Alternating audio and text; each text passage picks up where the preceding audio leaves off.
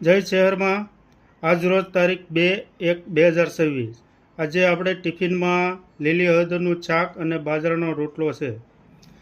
આજે થોડું ઠંડુ વાતાવરણ છે તો અમારા મંડળની બહેનોએ નક્કી કર્યું કે લીલી હળદર ખવડાવીએ, એટલા માટે મિત્રો આજે ટિફિનમાં લીલી હળદરનું શાક બનાવ્યું છે।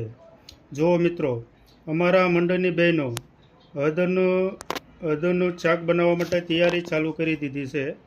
આ છે અમારા મંડળના ઉષાબેન, શાંતુબા, જાનુબા, જે આજે અમારા રેખાબા, જે અમારા મંડળના અને અમારી બહેનો હળદરનું શાક। જો મિત્રો, અમારા બહેનો શાક બનાવવાની તૈયારી કરી દીધી છે। આ બાજુ રોટલા બનાવે છે। આજે લીલી હળદરનું શાક જો ગ્રેવી બનાવે છે, અને આ બાજુ રોટલા શાંતુબા, ભાનુબેન, આ બધા જો રોટલાની તૈયારી કરી રહ્યા છે।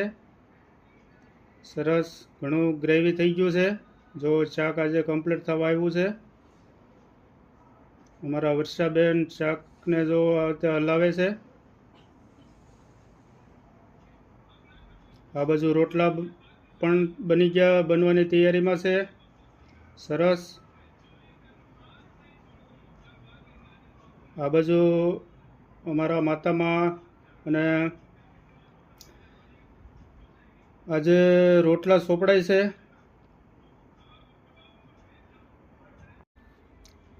મિત્રો, આ વિડીયો તમે જુઓ અને આ વિડીયો જો કોઈ જરૂરિયાતમંદ લોકો હોય તેને સુધી પહોંચાડો, જેથી કરીને કોઈ નિરાધાર લોકો હોય તેને અમે ટિફિન પહોંચતું કરીએ રોજ સાંજે। એટલે આ વિડીયોને ચોક્કસ તમે શેર કરજો, બીજાને બતાવજો, જેથી કરીને કોઈ ભૂખ્યો સૂવે નહીં। આ જુઓ મિત્ર, આજે આ ટિફિન ભરાય છે જે નિરાધાર લોકો માટે। તમે પણ આ વિડીયો જોઈને 2 મિનિટનો ટાઈમ કાઢીને લોકોને બતાવજો અને કહેજો કે આ રીતનું કાર્ય થઈ રહ્યું છે, અને આ અમારા વિડીયોને લાઈક, કોમેન્ટ અને શેર કરજો, અને સબસ્ક્રાઈબ તો ચોક્કસ કરજો। જો આ નિરાધાર દાદા છે તે પોતાનું ટિફિન કમ્પ્લીટ કરીને લઈ ગયા છે। આ સાહિલ અને રિયા જે બે બહેનભાઈ છે તે જુઓ પોતાનું ટિફિન કમ્પ્લીટ કરી દીધું, ભરીને લઈ ગયા છે। જો આ રીતના ટિફિન ભરી અને રોજ સાંજે નિરાધાર લોકો માટે આ ટિફિન જાય છે।